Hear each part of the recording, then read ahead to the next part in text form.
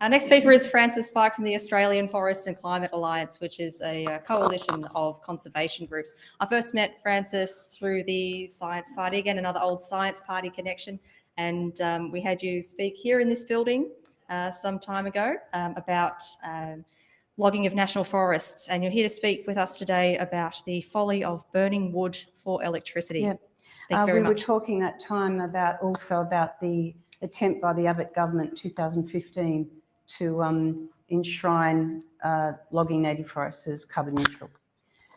When the Greens and Labor were trying to close a loophole in our federal legislation so that it could not be eligible for large-scale renewable energy credits. Anyway, if we could have the lights off, that might be good. Yeah. These slides are quite pale. So I'm just assuming that everyone understands that when you burn wood, and because trees regrow, it doesn't make that energy carbon neutral. Obviously, it emits a lot of CO2, but also the older the tree generally, the more carbon it stores in its trunk, its branches, the root systems, the soil, the microbes in the soil, etc. Right up to trees in Australia that have not entered senescence even at 500 years old. So the argument was used by the timber industry that when trees get older, they senesce, therefore they're not absorbing so much carbon, and that new fast-growing ones are absorbing more carbon. And yes, they are for a little while, but really a forest that is intact and old is absorbing squillions more carbon and storing that carbon and absorbing more exponentially all the time as it gets older. So burning, I should have had burning up the front. Burning forest biomass is not a renewable, sustainable source of energy. 2020, I went down to this inquiry in the middle of COVID in the Jubilee Room, Parliament House, looking into the sustainability of our energy supply. And it was a fantastic opportunity to talk about this because of the bioenergy push that's been coming in Australia, pushed largely from where I come from. And New South Wales was the basis of it. We had some very creative academics in New South Wales who were able to challenge BECCS, bioenergy with carbon capture and storage, burning trees, in short. So we have Bioenergy Australia, et cetera, et cetera. Now, I digress from Red Bank.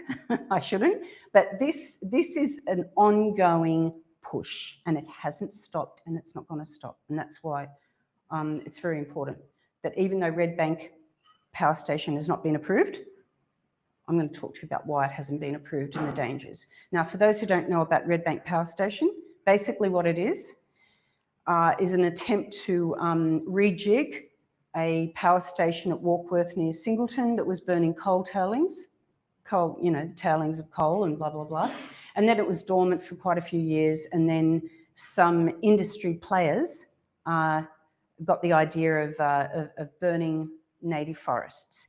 Now, over the couple of decades when we've had these creative scientists attempt to prove that we should, the carbon neutrality of burning native forests, they were using a lot of rhetoric because they got plenty of money for rhetoric. I could go on about that, but I won't, about greenwashing, etc. And they basically were going to use native forests, anything that was not a sawlog. Now, a lot of people don't know that we've already trashed the sawlog industry.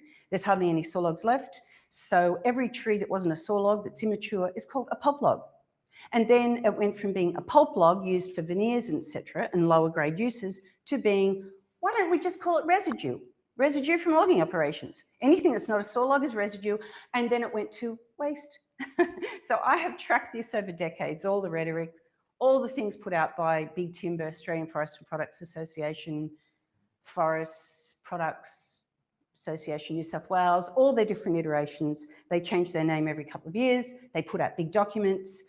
And I'm digressing again, but a lot of people don't know, but they actually sit in federal cabinet in the Department of Agriculture. And in fact, I shouldn't say names, but former Labor minister who approved the ongoing logging of native forests, was the chair of this committee. It was the, I forget the former name, but the name now under this federal Labor government is the Strategic Materials Strategic Materials Group, something like that, within federal cabinet, within Murray Watt's department before he became Environment Minister. So they're right there writing our policy, and they've been writing it for decades. I want to say more about who's writing our policy later. Okay, so I really should get on with this because I could say too much about it. So this Liberal inquiry, Liberal government was in place at the time, had Liberal and National Party members in the middle of COVID, but it had Alex Greenwich, independent, as chair, and it had one Labor guy. At the time, Labor had been against, in 2015, Labor had stood up against Abbott when he tried to not close the loophole about letting our native forests be burnt, okay?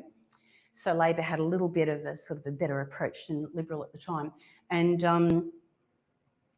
it was unbelievable that this Senate inquiry unanimously found that burning native forests is not carbon neutral. That was unbelievable. And they also recommended that the Protection of the Environment Operation Act, which had been changed since 2011 to allow burning native forests, it's a New South Wales Act, they also recommended that this law be changed.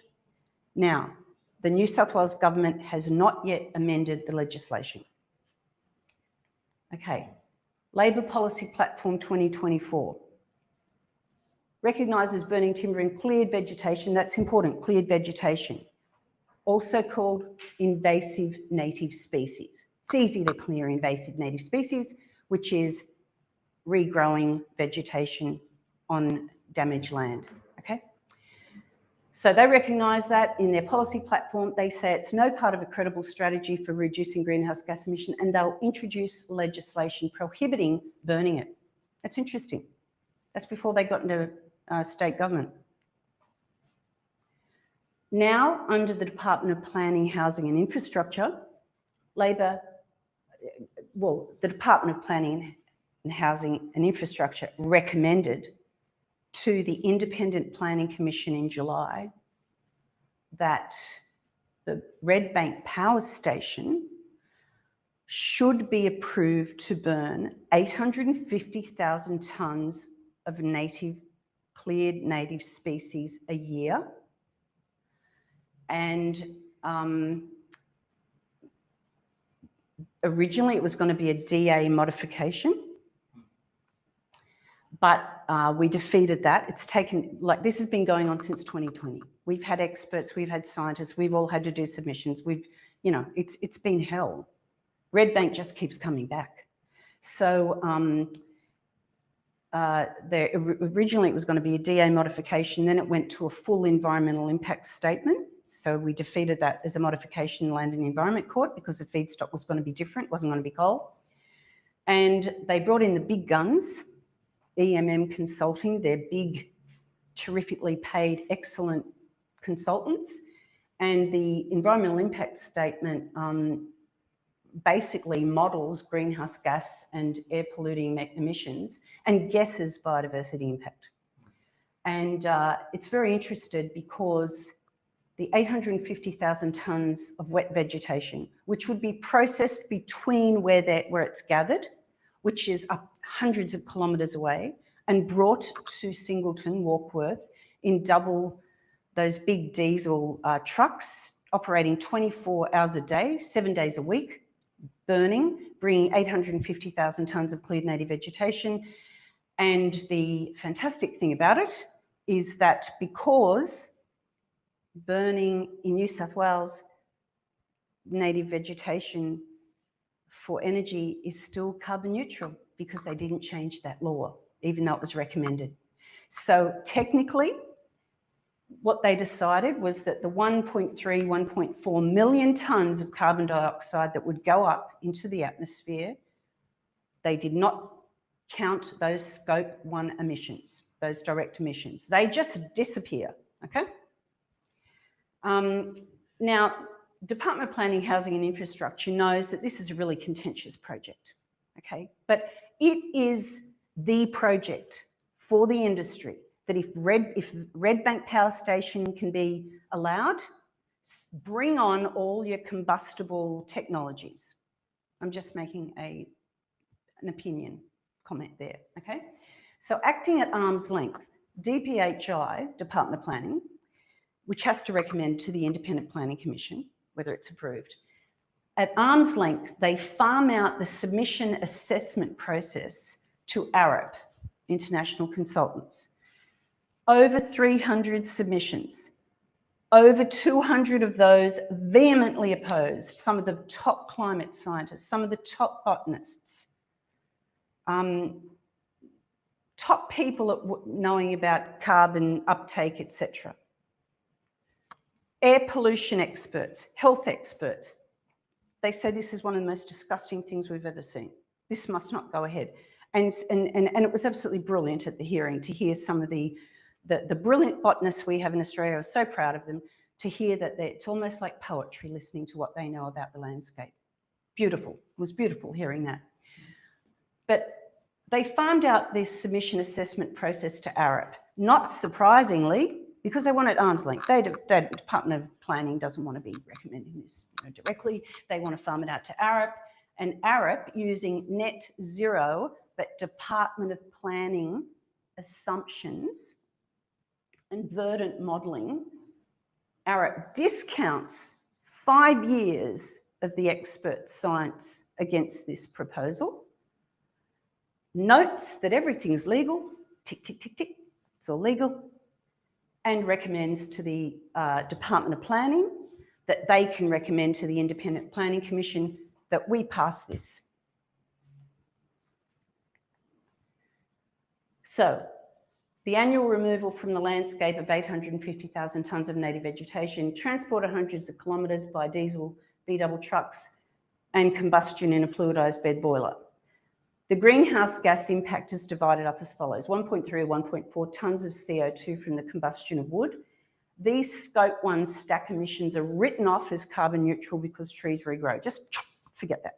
That doesn't exist. It's not going to the air, okay? Trees regrow, it's all fine. That cleared vegetation, which was recovering landscapes, well, it's not sucking up any carbon anymore. It's not going to, because it's going to be cleared. They were only going to do this for 5 years. Then they were going to progress to purpose-grown plantations and maybe a little bit of domestic waste. Okay. So the combustion from the first stage of the wood is zero, is discounted, but they said that the methane and nitrous oxide, they admit they're going to have 17,000 odd tonnes of that, sorry, not CO2, of methane and nitrous oxide per year, greenhouse gases. That CO2 shouldn't be there. So they emit a further greenhouse gases from stage 2, the transport of the feedstock, and they admit that to be about 20,000 tonnes of greenhouse gases. But incredibly, as the proposal Scope 1 emissions don't exceed 100,000 tonnes of CO2, because we discounted that 1.3, 1.4 million, that doesn't exist, okay? We've only got, like 70,000 plus the 20,000 with all the trucks. Therefore, under the safeguard mechanism, any of the offsetting approaches do not have to be verified by an independent expert reviewer. And in fact, I can tell you that Arup said to the Department of Planning, we're not worried about that, 17,000 plus the 20,000 greenhouse gases, because Verdant has indicated it's going to offset them. And that was the word in the official report. That is what the Department of Planning accepted. Another consultant telling them the Department of Planning is going to recommend to the Independent Planning Commission, oh, it's all right. This Arup group said that Verdant said, or indicated rather, that they were going to offset those emissions, the methane, the nitrous oxide, and the transport emissions. The others don't exist. Okay. Anyway, that's more about that sort of stuff, right? The 97% of the Scope 1 emissions, that's not the 1.3 million, that's just the methane and nitrous oxide, etc. Don't have viable technologies for reducing them at source. The remaining 3% are due to material handling. But these emissions, and similarly Scope 3 emissions, can potentially be reduced to zero through the use of, for example, electric equipment and vehicles. That's where we're at in our assessment processes in a climate emergency. Sorry? We've got a lot of electric trucks. Which are charged by the... So Greg Bourne said clearly this is 1.4 million tonnes of CO2 equivalent, a little over 1% of New South Wales annual emissions. Now, this sort of seems dry, but it goes somewhere. The department's assessment report, section 159, the greenhouse gas emissions would be offset based on policy framework projections. What are they? What are these policy framework projections, etc.? Well, there's a methods paper put out in 2024, Department of Climate Change, Energy, Environment and Water, as it was called at that time. And the modelling data shows it's all okay because, you know, with net zero, you've got embedded net zero pathways completely embed the concept of offsets. So it's a modelling exercise, a wish theory, lacks basis in biophysical reality. It nets good stats for governments, claiming they'll reach net zero, but the 1 or 3 or 1.4 tonnes of CO2 will still go up in the air, making an impact. Now, I don't want anyone to think that I'm against net zero in the sense that Gina Reinhardt is against net zero. That's because they just don't know that there is like a concept of zero. They just say anything. So basically, my concern about net zero is not that you're going to address climate change, it's that you're going to attempt to address it, as has been going on for decades globally, with this complete crap approach that you can model away every emission with some offset concept. And all the middle people and all the bureaucracies and all the governments that want to be able to claim that they're reducing emissions, and then all the retailers of it and all the giant investors around the world want to be able to claim that you're investing, you know, they're investing in something green, etc. And they'll just buy offsets anywhere in the world, or they'll buy some supposed tree planting thing, or they'll get rid of some natives out there and whatever. I've got pages of proven evidence about this. It's not new. A lot of people know about it now. The Australia Institute does a lot of work on it, etc. But basically, and like I said, in their assessment report at section 152, they said Verdant indicated it would mitigate emissions primarily through carbon offsetting. That is the sophistication of our planning process. Now, here's my favourite. Johan Rockström, Director of Potsdam Institute and Professor in Earth System Science at University of Potsdam. We are beyond offsetting.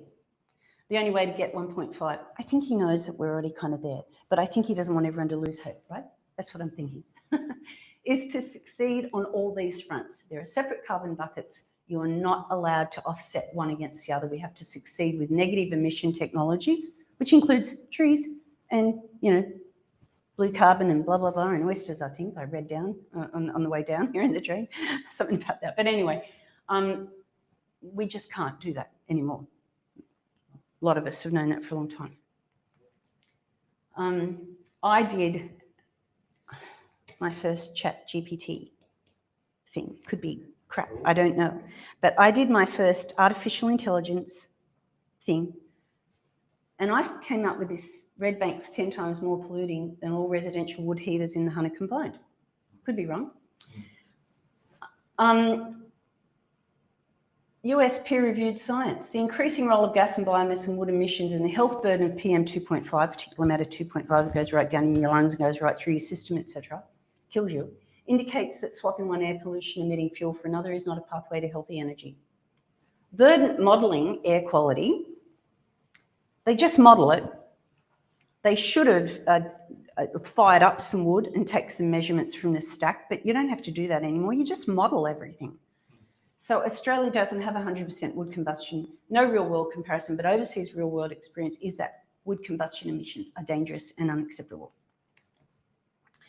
A New South Wales government study preparatory to upgrading the Clean Air Act, the current Clean Air Act, found 3 air pollution sources: wood heaters, on-road vehicles, power stations, like the worst, and collectively responsible for more than 50% of PM 2.5 related deaths. Redbank combines all 3: wood heaters, all the on-road vehicles, 24 hours a day, 7 days a week, from hundreds of kilometres, bringing all that cleared native vegetation in and processing it and drying it in all these little hubs that they're going to have, these little hubs that don't really exist, but they're going to. This is approved, apparently. So it combines all 3. It's wood heaters, on-road vehicles at industrial scale. Dr. Tate, who was down at that inquiry into the future of New South Wales' energy supply, said a lot of the air pollution in Sydney comes from Hunter Valley power stations. It travels all the way down the east coast, and I looked a couple of years ago when I did another submission for Redbank. You could just see they had all the plumes and they'd taken all the measurements, and you could see it going across all the population centres and where it travelled, etc. Reducing wood smoke pollution because of the wood heaters is a priority outlined in the Upper Hunter, like a big priority, because there's no evidence of a threshold below which exposure to PM 2.5 does not cause health effects. Australian Health Standing Committee, etc. So it's ironic to recommend for our Department of Planning to be recommending an industrial scale wood combustion power station when for years New South Wales government has funded buyback schemes so people can move from their polluting wood heaters to safer heating forms because of the acknowledged grave danger. All of that's ignored. Plain speaking economics. From the assessment report, 330 construction jobs for 10 months, maybe 60 operational, 330 jobs disappear after 10 months. The department considers the project to have a net value of $901 million to New South Wales economy across the first 25 years. But the New South Wales State of Environment report states air pollution from fine particles estimated cause $3.3 billion in health costs each year in the New South Wales Greater Metropolitan Region. Will Redbank, it's my question to the committee, will they be able to offset its impact on New South Wales health? I'm sure they'll find a way. I'm sure there'll be a model. In fact, they do have models. Anyway, Professor Samuel's review of Australian environmental law when he had to review the EPBC Act says our laws are not fit for purpose, they haven't been fixed. The legitimate concerns of scientists and a vast cross-section of the community, represented by the majority of the submissions, vehemently opposed to this proposal, are being silenced or rendered impotent through the inadequacy of state legislation and policies subject to short-term governance. The IPC finally rejected Redbank's proposal, but not for the reasons it really should have. Why did they reject it? They made it look like they really care about biodiversity and land clearing. They said the fuel strategy is central to it. At the time when all the presentations were being done on the 11th of August, there'd just been in the news the fact that New South Wales land clearing had blown completely out of all projections. It was in the Herald, it was in the Guardian, it was big. Just when they had to approve this. How inconvenient. So you can read some of that if you like, but essentially there were certified 100,000 tonnes a year of hectares for clearing. Less had been cleared between 2018 and 23.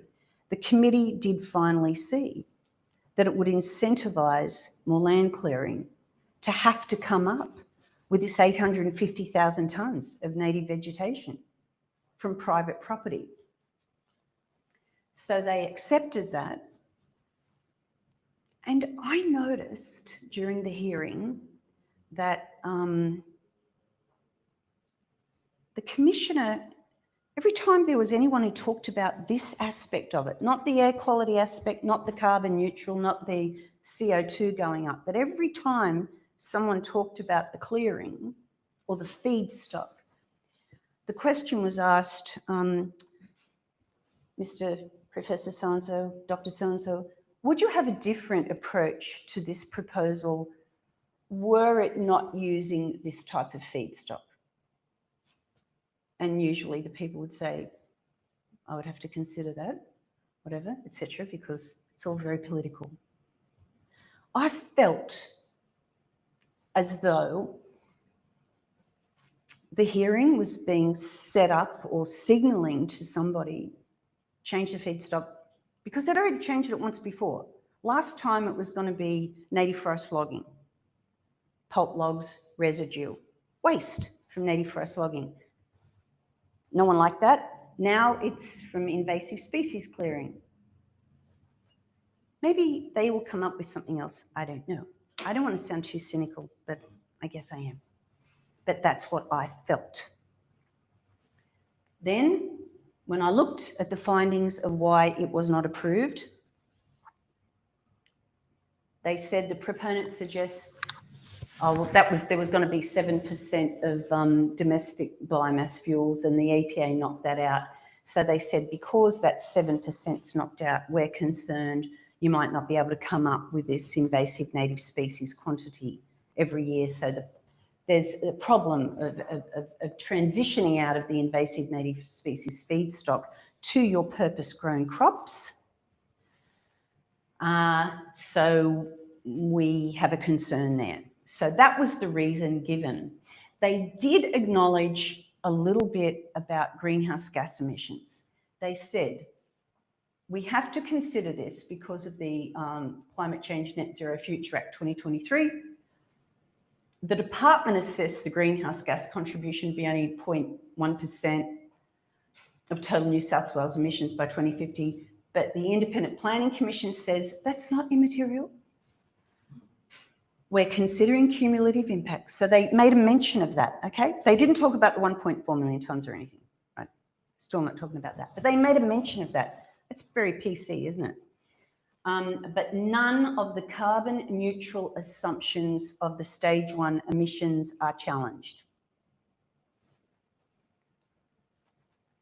So air quality, human health, economics, intergenerational impacts is not challenged. The IPC said, given the findings of the fuel source being sufficient grounds for refusal, the IPC considers it unnecessary to make further findings. Read these other issues. Potentially polluting combustion technologies are not challenged. I think that's interesting.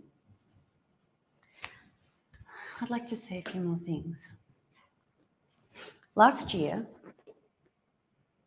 I'm scared of saying anything because it's recorded. I'm seriously scared. Last year, I had a look at the consultant for the air quality and the greenhouse gas life cycle, at who it was, at their qualifications. I thought, who could say that this isn't going to impact air quality? Who can say that this is not going to impact, no more CO2's going up in the air? And I found that who said that was air quality modeller, president of New South Wales, Australia and New Zealand Clean Air Society, history of getting mining projects across, 25 years. Then, after I looked at that, I look at things, I found that that person shortly after got a job as team leader of net zero emission modelling in the New South Wales government. This year, I looked more, and I hope to do a presentation about who mentored that person, who was there before, who's developed all the desktop modelling things for our net zero pathway, where all that modelling is now being used across Australia for various groups doing major fossil fuel projects. I believe that we have a situation, like we had that Senate inquiry federally into PricewaterhouseCoopers and whatnot, you know, and the lobbying doors of the consultants and the lobbyists and all that. Well, I think that when you have a situation where people that work as international consultants in certain fields and are positioned in very strategic non-government roles, and they move in and out of government, writing our policy, developing the methodologies by which we are going to vote, the policies, you know, of different parties upon which we are going to vote. So we have net zero pathways. We're all going to mysteriously get to this zero through this net zero modelling exercise that involves offsets. Well, I think we should have an inquiry into our governance structures. Royal Commission. I just want to find a way of presenting this information safely, because what I found out since I did my last submission for this Red Bank thing in August, I couldn't believe I'm not writing another one. I am writing another one of these. I could not believe it. And then I thought, I might just have a look more at that dirty stuff that I saw last year. Boy, oh boy. I have been around a long time in the environment field, a long time. I have seen a lot of things, reported on a lot of things, been in trouble, but I have never seen the intricate choreographing. I mean, I knew it. You know what I mean? You know stuff, and then you look at it and you see that it's exactly as intricate and well orchestrated as you thought. So I just leave you with that.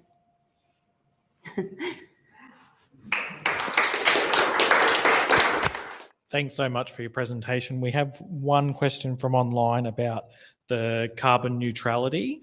So one of the reasons biomass is often considered carbon neutral is that it's part of the fast carbon cycle. We're not dredging up carbon in the form of fossil fuels from millennia ago.